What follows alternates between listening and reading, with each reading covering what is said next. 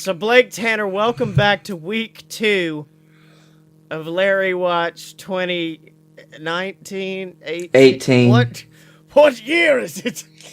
The only year that we've ever done watching this garbage movie. It's just, I'm lost, I'm broken, and I guess it's time to show people what happened next on our epic quest through the world of Larry the Cable Guy.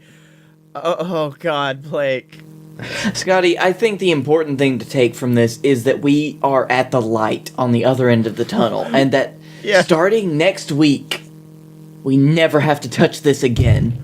I mean, I just thought it would be a fun way to defeat the podcast Illuminati, but I think they've poisoned this film to defeat us.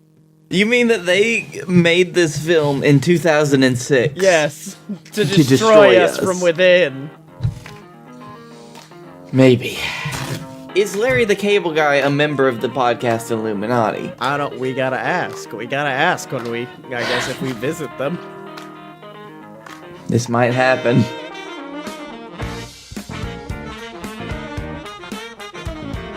So, Blake Tanner, it's day 5. Oh, you alright there, buddy? Of Larry Watch, and I've not felt such existential dread, because usually I try to crank it out in the beginning of the day of just like wake up, do some push-ups, and then watch Larry the Cable Guy Health Inspector. Right. I was not afforded that luxury today, so that means all day at work, all I could think was, I gotta watch Larry the Cable Guy Health Inspector when I go home. And after last night's recording went off, me and you did have a discussion afterwards of, wow, they do say Larry a lot. They really get into Larry and the name Larry. Because it does seem that every time Larry does anything, someone is always there to say, Larry. This seems like, and I'm sure it might have, but it seems like a movie where the commercials would have been like, he's the only one who can stop it, and his name is Larry the Cable Guy. It is like clips from the movie of people saying Larry. I could definitely have seen that being the trailer for this film. But I then gave myself the assignment to count the Larrys, but I wanted to go a step beyond. And I'm not drinking as much anymore, so I couldn't make it into a drinking game, but I did want to do something special every time Larry was said. Before we get into that, would you like to guess the amount of Larrys? 212. 212. That's a little bit high. I thought this film's LPM, Larrys per minute, would actually be past 1, but no. Their LPM is a little bit below 1 because there's only 82 Larrys in the whole film. Number of fucking times they say it. But that does mean that if it was a drinking game, you would die. But I will say it started out slow, and I was like, oh, maybe there's not that many Larrys. But as it went on, like once the second act kicks in, it's like no Larrys for a while, and then like 5 Larrys in a row of like Larry. So there's not a very even distribution of Larrys. No. It's very much it's a wide spread of data on the Larrys. I like how for the last couple of days we've really just gotten into the movie, discussing it and possible strange things that may be going on underneath the world of Larry the Cable Guy. But now we've reached the point of, how many Larrys in there? There's just some Larrys. Well, no. Here's what I did, because I didn't want to drink, because I knew I would die. So instead, YouTube has a fun function where you can adjust the speed of a film. Oh boy. And so with every Larry spoken, it either went to 1.5 speed or 0.5 speed. So it either went ahead very fast or slowed down a lot. And it made me appreciate the film a lot more because I was blessed by the fast forward today, Blake. because it did let me see, because fuck, my notes are just me counting. Like, it's just like 1, 2, 3, and then I will say, I honestly think Larry speaks at 0.5 speed, and then they sped him up for the film, because it felt right having him at 0.5 speed. You mean that slightly, if you've ever listened to like a podcast or something at half speed and they just sound a little drunk. Yes, that's it. But no, going back to the fast forwarding, it fast forwarded me through the violent shitting. It fast forwarded me through the worst line in the film. I got your fresh squeeze right here, Grandma. Yeah. But also I did notice Larry got a Guy Fieri vibe that I've never picked up on before, but on this one, he does have that Fieri flavor. Explain. Just like the way his face is shaped and the way he, like, says words sometimes, I'm like, that's a little bit of the King of Flavortown coming out right there, buddy. Are you sure that you're not just, like, hallucinating because you've seen this movie so much and you want to make it something that you really enjoy, which is Guy Fieri? Well, no, here's how we'll know if I'm hallucinating, is if by tomorrow I'm just like, so I watched lead singer of Smash Mouth Health Inspector today. Because that's clearly who it is. But no, like, Larry has some good lines that I've never appreciated before until they slowed it down really good. For instance, when I felt blessed by God the minute that I got to turn it to slow motion when Larry went on his great rat rant of 2006 or whenever this film came out.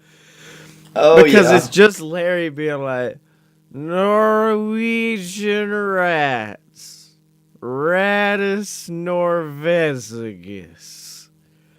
Look at the turd cutter on that thing.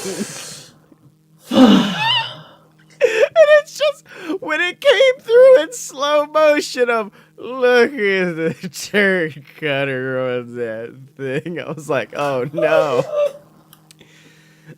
Now another line that I felt blessed by the gods to be said in slow motion was your favorite and mine. Hey there, little feller. Why don't you go get us a nice bottle of Boone's Farm?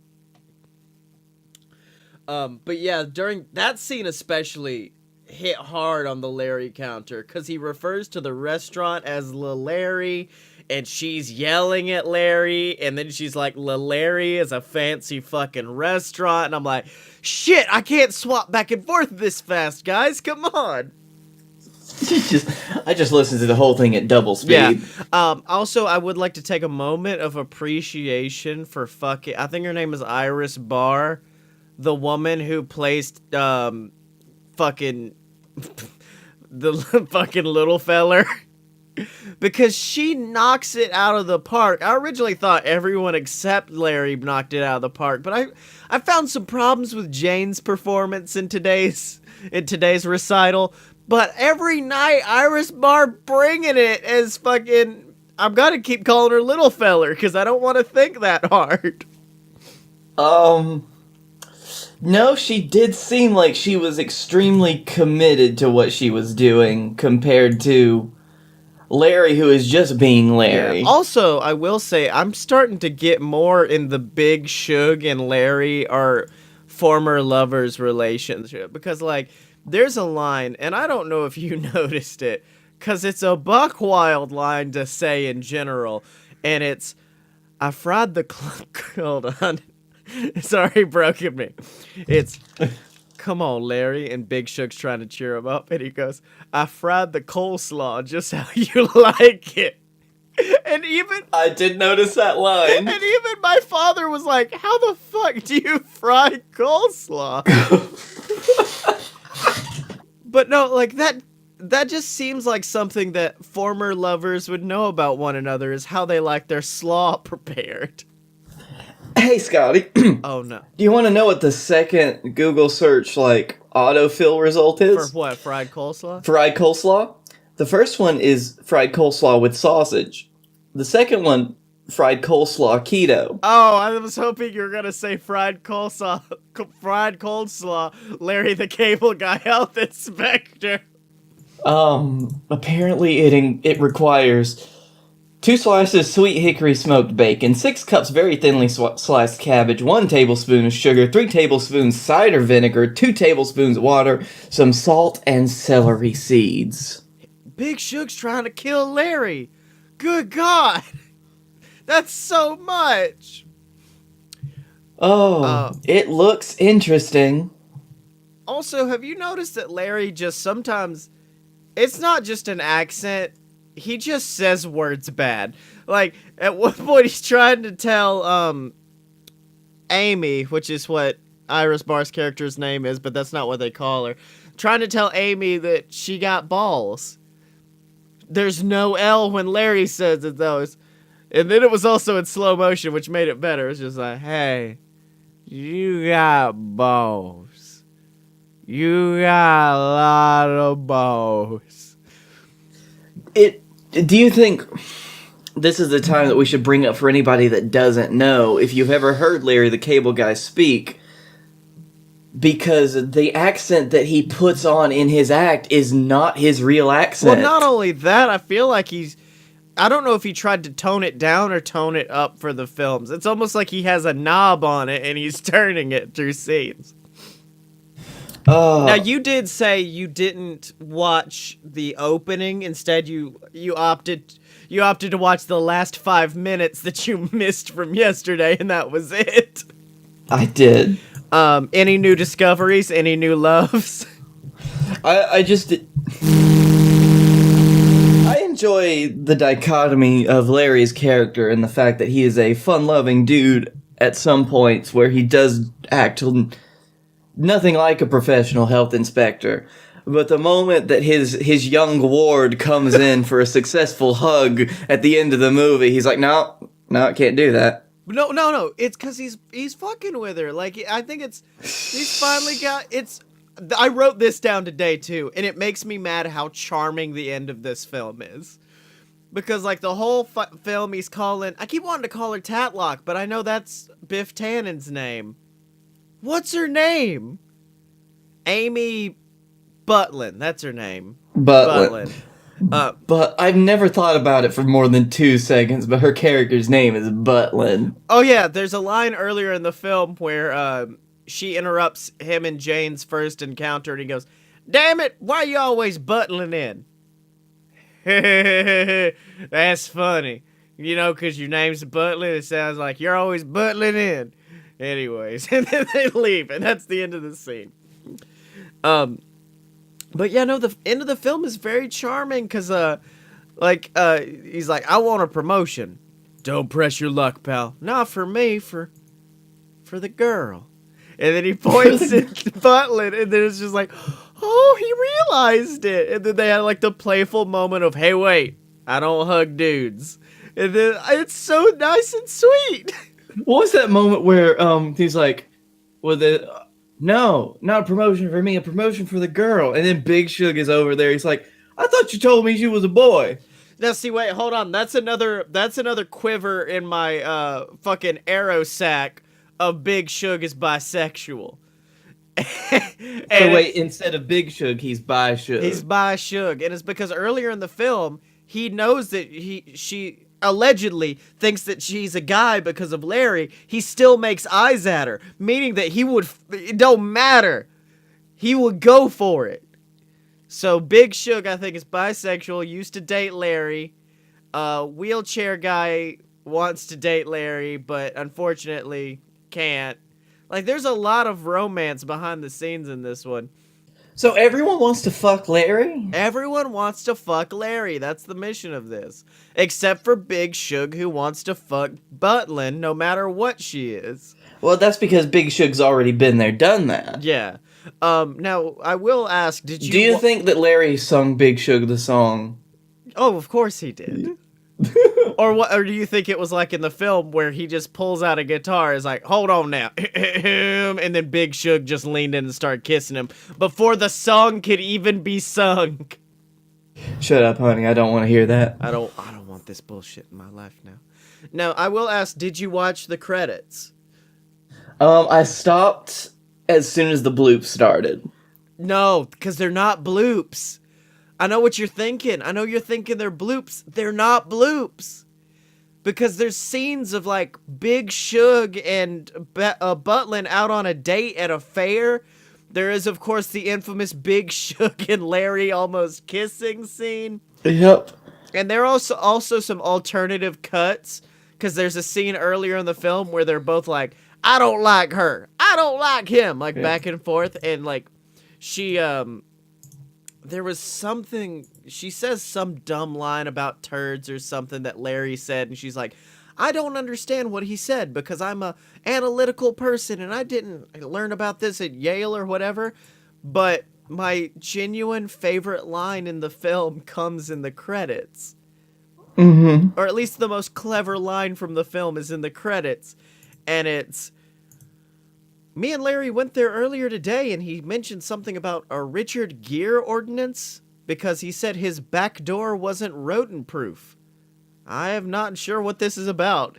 And I was just like, that's so fucking clever. And I'm mad they cut it out of the film. They were like, no, if we put this in, they're going to expect the rest of the film to be this quality. This is too good for this film. They were just like, Iris, take this line, use it somewhere else, sweet child. Oh. How many jokes like that do you think there were? I think there were a lot. And they were just put to the wayside because Larry was like, let's put in some more farts. Please? Yeah, my theory is that they didn't ADR any of those farts in. It was just Larry being Larry. Blake, I want you to listen to any of those fucking farts from this film and tell me that it's not the sound from a keychain fart machine that you put behind your boss's desk for fun jokes in the 90s. Well, maybe Larry's the guy that provided the sound for that. Did you ever... Okay, buddy. He's been in comedy for long enough. He's probably... Okay, we've talked about Larry the fucking Cable Guy for 15 minutes. This may become a 2-part episode, who fucking knows. Although we did learn that we can watch this film together, and I'm going to look at Twitch and be like, hey Twitch, can we watch this film live? Because no, I don't think Larry will get mad. I don't think anyone will get mad at us for watching this on a stream. No, I don't either. If worst comes to worst, we can just tell him a timestamp and then just go through it. Yeah, and then after that we may release the audio of us watching the film on our Patreon, just as our own Mystery Science Theater. Because I've seen it long enough that I can be like, wait, hold on, Blake, shut up. He's about to say, hey, little feller. But I guess we're going to see everybody tomorrow for day 6. We're in the home stretch now, buddy.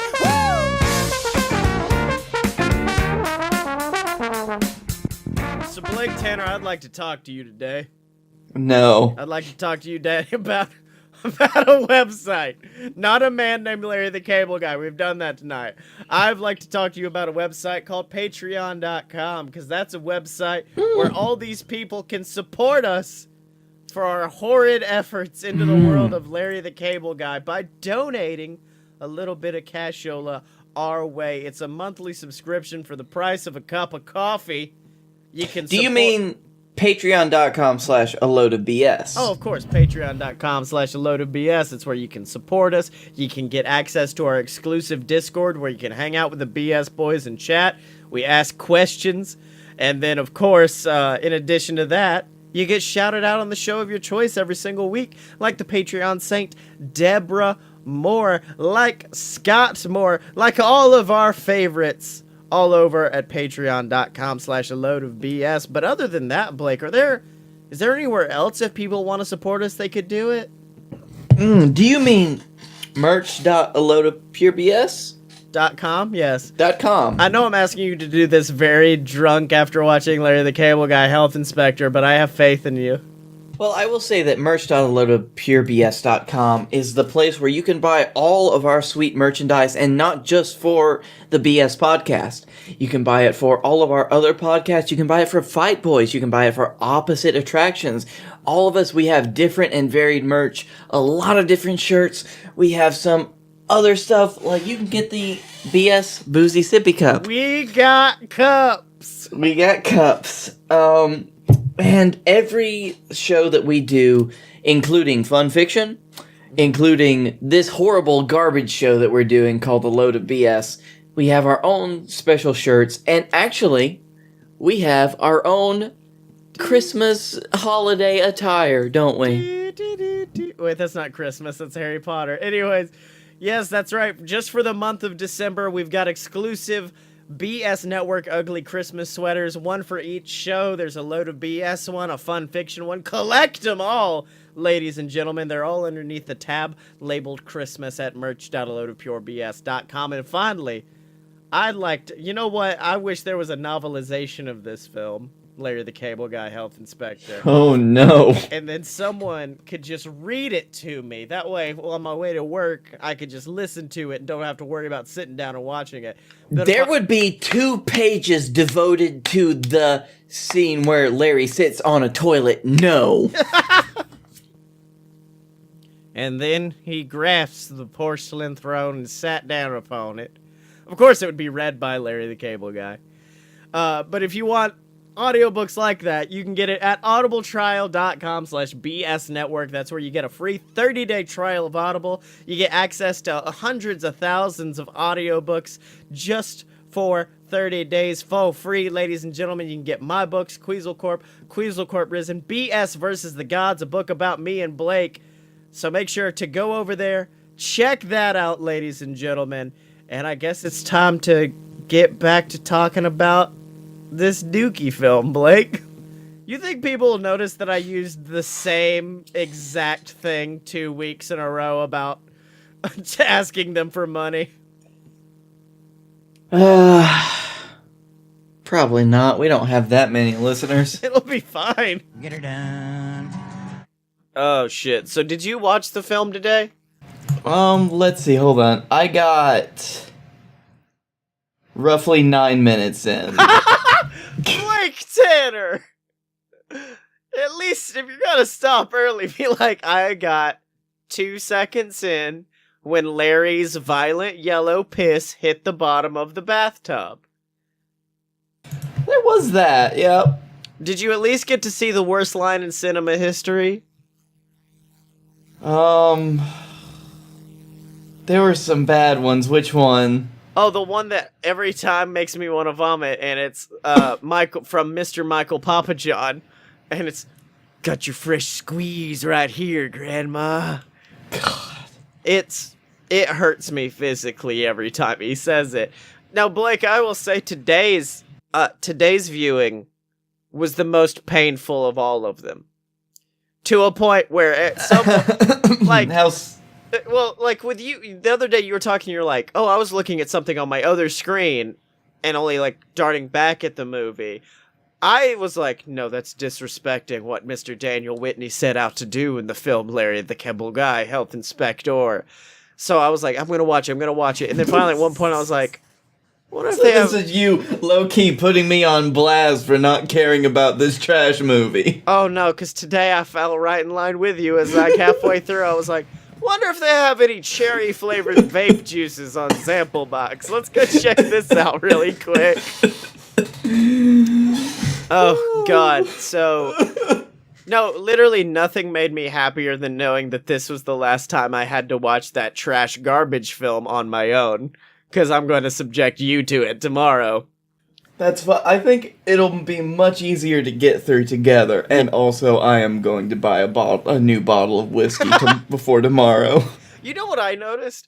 You know Donnie, or Larry's semi-retarded neighbor, Donnie. Yeah. They're neighbors. So you have to assume the house that he comes out of is his. His house is like 10 times nicer than Larry's. What does Donnie do? Well, there is a... I'm happy you asked, because Larry does address it later in the film.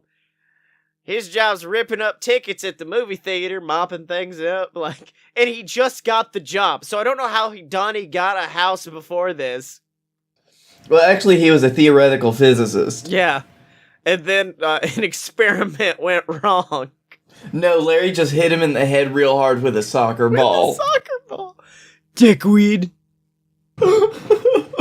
There is something very satisfying in the compilation of Larry being very sad because everyone in his life hates him. Because, like, what's the fucking Foreigner song that's playing in the background? At least partially. It's the In My Life, I felt heartache and pain. I don't know if I can face it again. Come on. Can't I don't... now just I'm having... I want to know what love is. Thank you. Oh.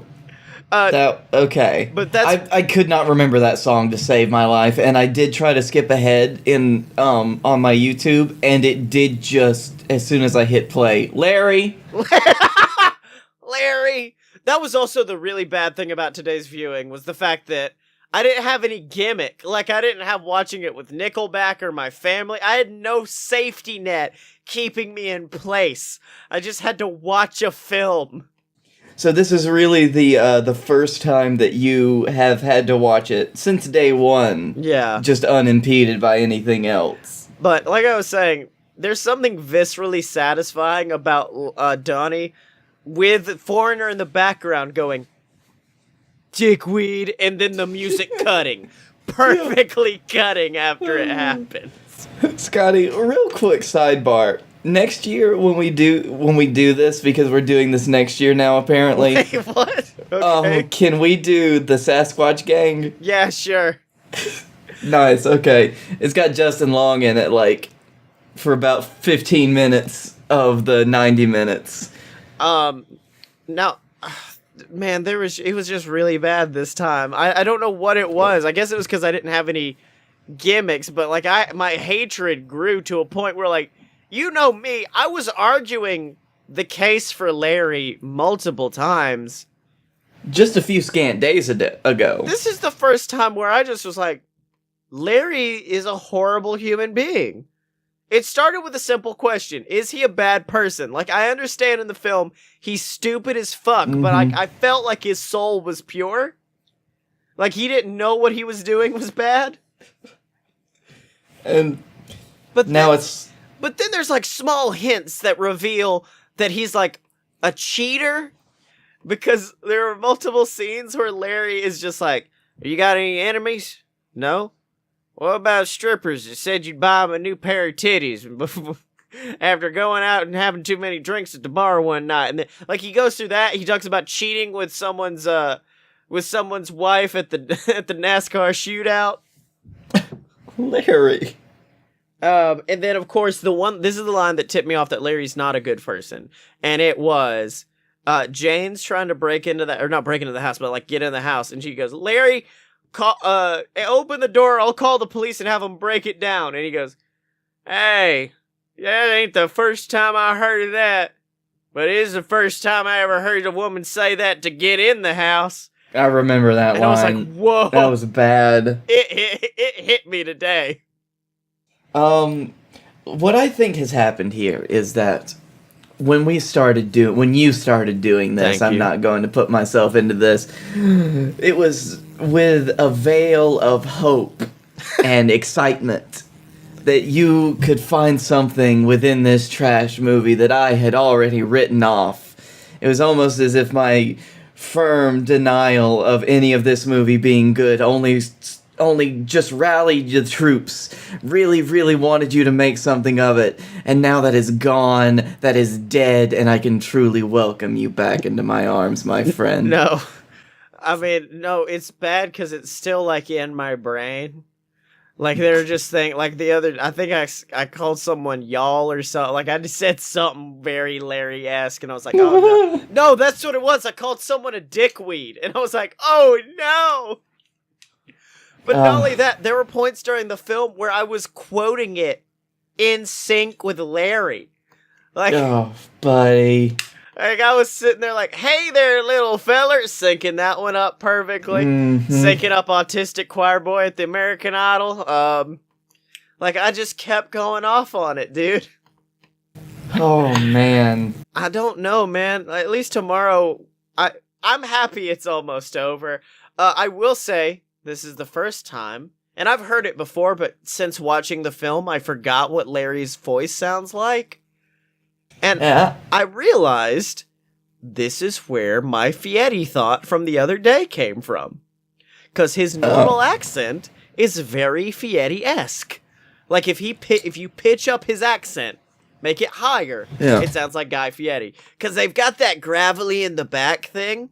I think Guy Fieri, he does speak with a little bit more energy, like you said, so pitch it higher up. And Guy Fieri does speak a little bit faster. Okay, so hold on. Ladies and gentlemen at home, if you can do a Guy Fieri impression, we're going to teach you how to get to Larry the Cable Guy right now. You start with Guy Fieri, and then you slow it down. And then you take it a little bit lower, and then you add a little bit of a southern accent. And then you just get her done. And that's all it takes. That's where you get the get her done. Get her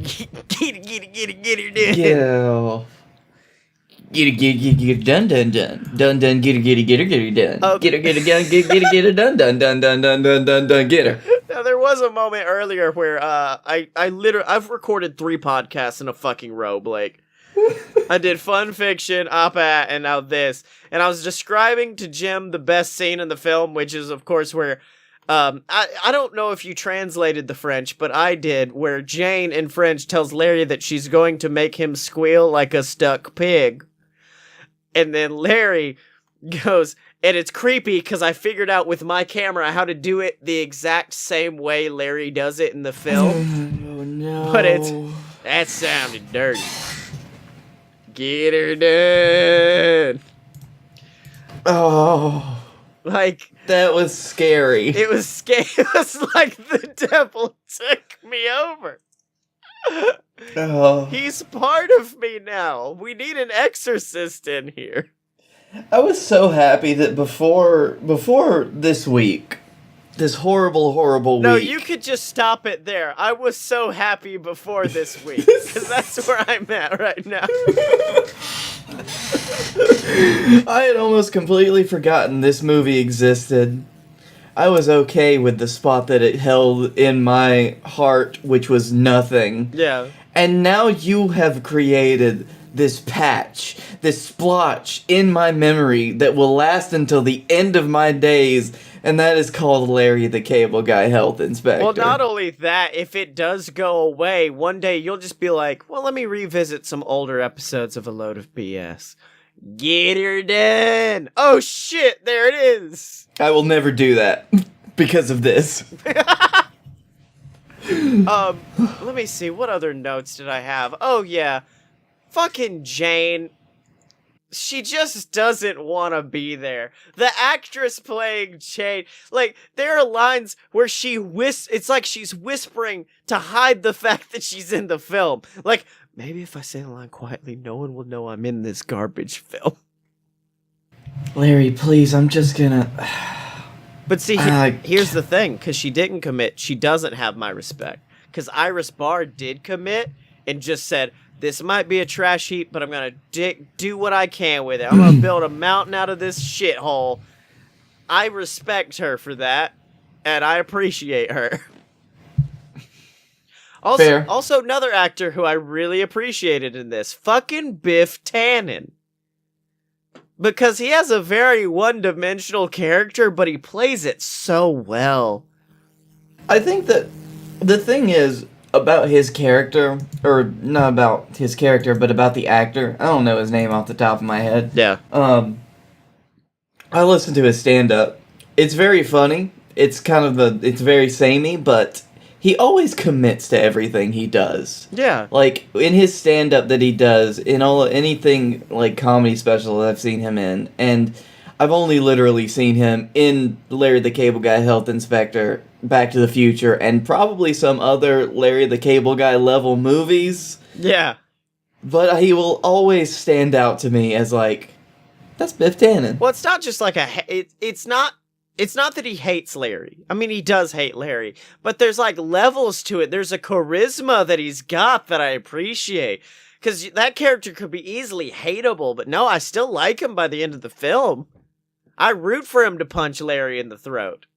I think most of us are rooting for that, though, at the end of this. This garbage film for duty people. It does currently have a 5% rating on Rotten Tomatoes, which I think is just...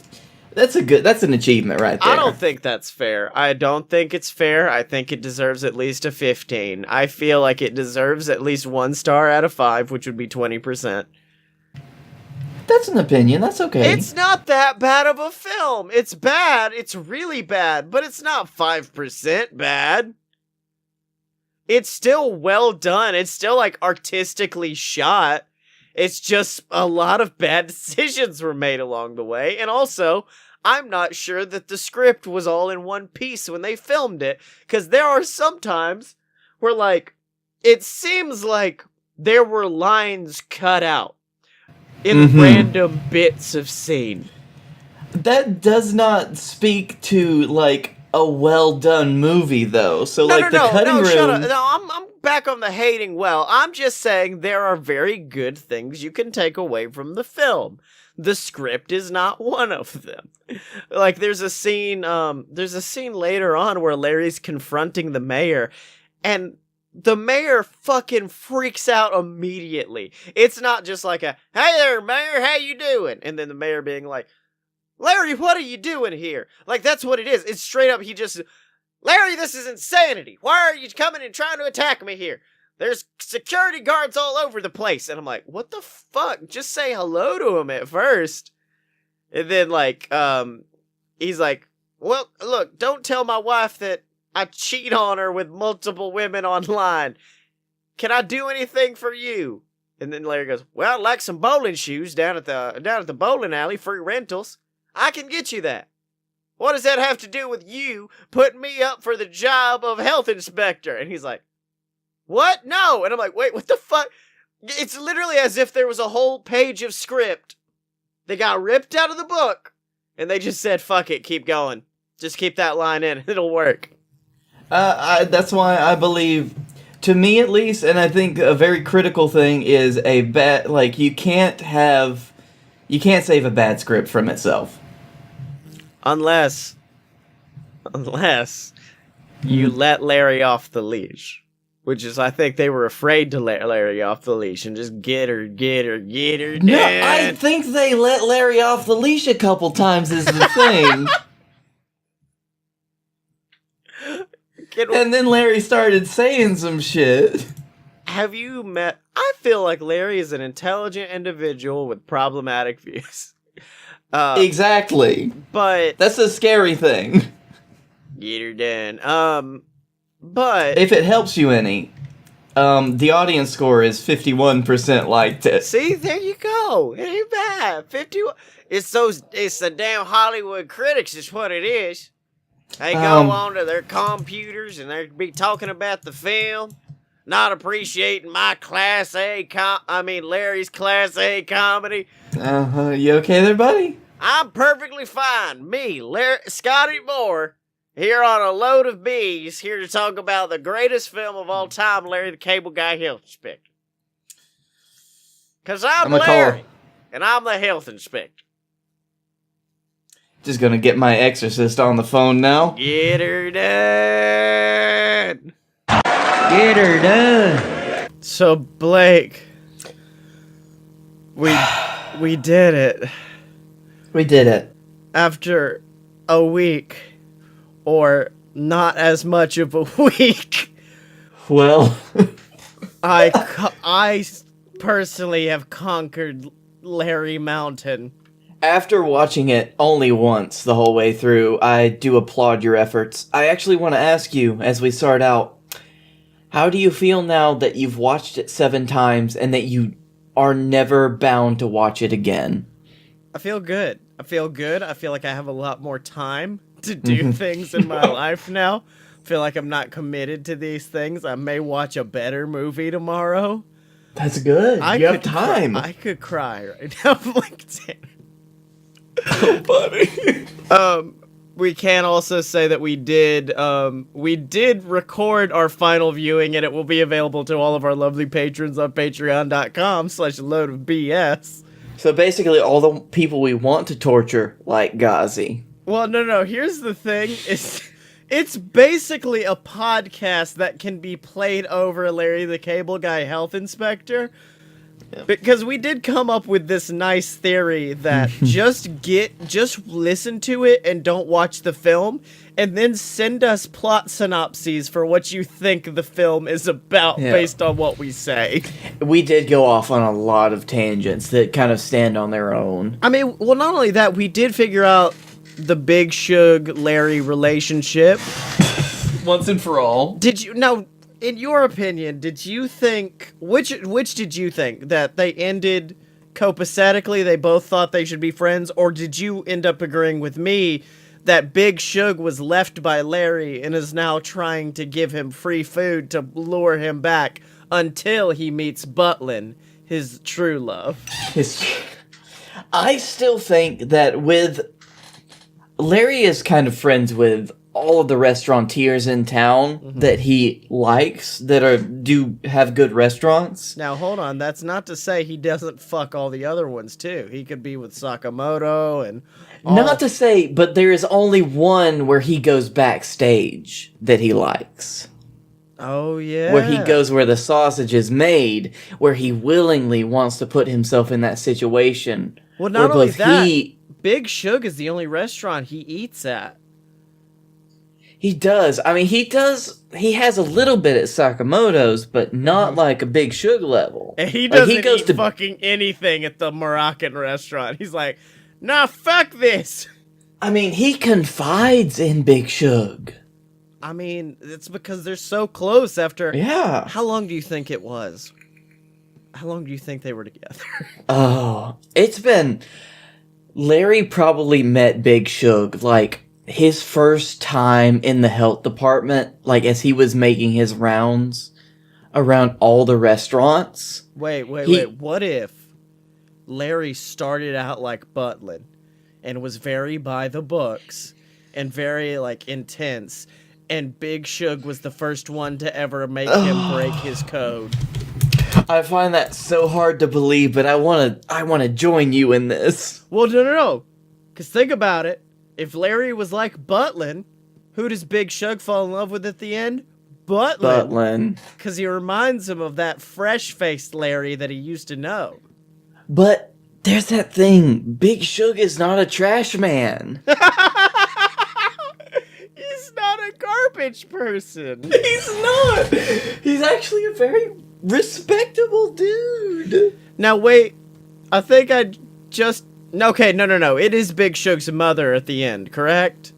The one who the mayor is staring at her and then delivers the line, "You staring at my breastises?" Yes, she does say that. My chair broke while we were talking about that. I was laughing so hard. Also, let's just say, we did say we would talk about it on the show, that you've been on an adventure of your own because you purchased whiskey that you said has nice whiskey tones in the start and a nice finish of Everclear. It does. It's taken a lot more than usual to get me to my normal level of podcast greatness. But I needed it to get through that movie. Well, we also had to take like a 30-minute break afterwards just watching YouTube videos to recover from it. We were like, shit, man. Give me your honest opinion. How did you enjoy my friend BJ's playlist? Oh, it's very good. BJ's playlist is better than Larry the Cable Guy Health Inspector. Yeah. I can say that right now. BJ, who of course you can find at the Darkroom Vidya. VIDYA at YouTube. We also, in addition to this, we discovered kind of some moments that made us think that the filmmakers were smarter than we gave them credit for. We did. Yeah, for instance, the scene after Larry violently shits, after that, he's seen drinking from a bottle of Pepto-Bismol, but it's never addressed, so it's just a fun little Easter egg for those who watch the film more than once, or specifically 7 times in a row. I felt like there was one earlier that we talked about, but I can't remember it. The one earlier is the one that I swear to God I've been wanting to talk about for 5 days on the podcast, but I keep forgetting about. But it's the fact that Jack Dabbs, aka Wheelchair Guy, says something to Larry. He looks at him and he goes, Larry, I can't feel anything from the waist down, and you're talking about someone having a bug up their ass? And then Larry's like, hey, it's funny right there. And then he gets a beer spilled on his legs, and he freaks out, and he's trying to wipe it off. So he clearly feels it, meaning he does it, like, it's a movie's hint earlier in that he's not actually crippled. And I can understand that, like, most people would react to having something spilled on them, but if you don't feel anything, then you would not react the way that this dude reacts. He knew. As if Larry just spilt the holy water of Christ onto his dick and he was a demon. He was like, ah! All I could think was like, maybe it's really high proof alcohol and it's burning him. That's all I could figure for why he's freaking out so bad. Or it's really cold. You can have a really cold beer. Yeah. That might be what it is. A nice, refreshing cold beer. Now, we also figured out something about the worst scene in the film, in my opinion. Yes. Which is, of course, the scene where, for no reason, it just cuts to Michelle's, and the unibrow woman is not an evil security beast of doom. She's, like, really sweet and is like, we need to sell some of these wine bottles. That way we can stay afloat. This is Mom's business, and I don't want to run it into the ground. And the unibrow woman, she's the sister, right? Yeah.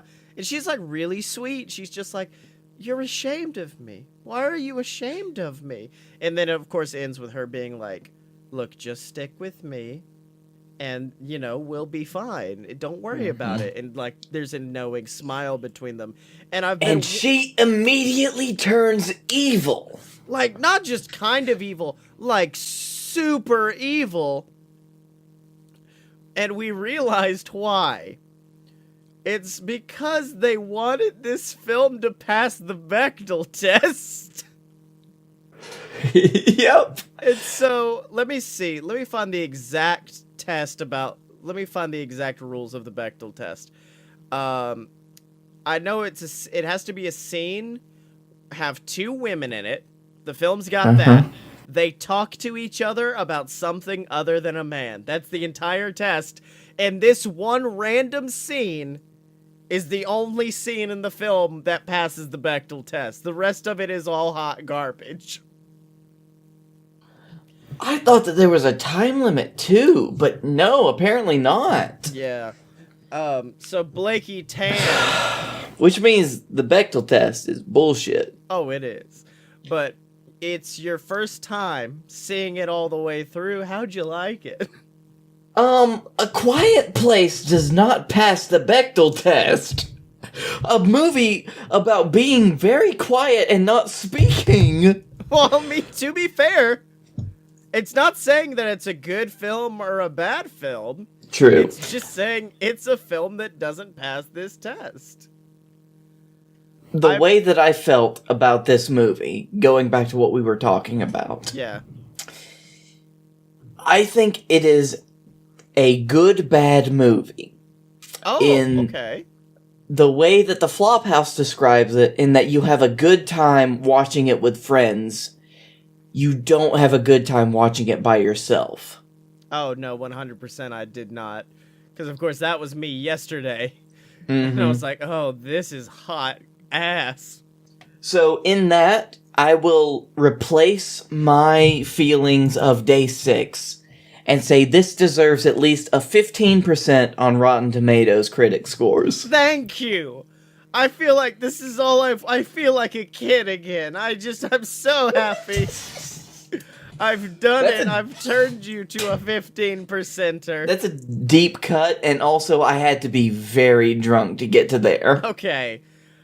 So, Blake, we've done it over the course of technically a week, but 2 weeks in podcast time, because we have figured out we're going to have to cut this into 2 episodes. Yeah. I mean, we've only been doing this one for about 10 minutes, so we could go on if we want to get a real two-parter in. Well, I'm just saying, I think we're gonna be good after we cut in all the extra bullshit where we ask people to give us money. So where can they find you on the internet?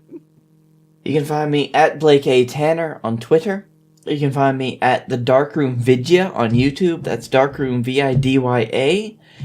And throwing it in, since we mentioned him earlier, my friend BJ, who basically edits and does all the Darkroom stuff, he is Steals from Hobos on YouTube. Steals from Hobos. And Twitter and all that. Yeah. And his favorites category, it's a good one to watch through. Okay, Blake. It's been a long night, Scotty. We started this very long night. You can over 2 hours ago. And you can find me on Twitter at ScottyMo, ScottyEmo. Buy all my books on Amazon, the Queasel Corp trilogy, BS vs. the Gods, or pick them up on Audible. You can get a free 30-day trial using our affiliate link, audibletrial.com/BS Network. It supports us. You get a free book. It's win-win. But if you'd like to support us elsewhere, you can by donating on our Patreon, or of course picking up some awesome merch at merch.aloadofpurebs.com. So do all of that. Make sure to rate, comment, subscribe, leave us a review on iTunes if you're enjoying the show. I mean, we're at least better than Larry the Cable Guy Health Inspector. I would hope. Blake, I just made a shocking revelation. Please tell me. I've not edited the last 2 days into the full length of what I have yet. Mm-hmm. But last time I checked, it was an hour 20 minutes. Yesterday and today is definitely going to add it up to probably about an hour, meaning that we've talked for this film about 2 hours, which means we've talked about Larry the Cable Guy Health Inspector longer than the length of Larry the Cable Guy Health Inspector. Damn it! Well, I'm glad that we never have to touch this movie again. But it's all over now, ladies and gentlemen. So until next time, Blake Tanner, get her done.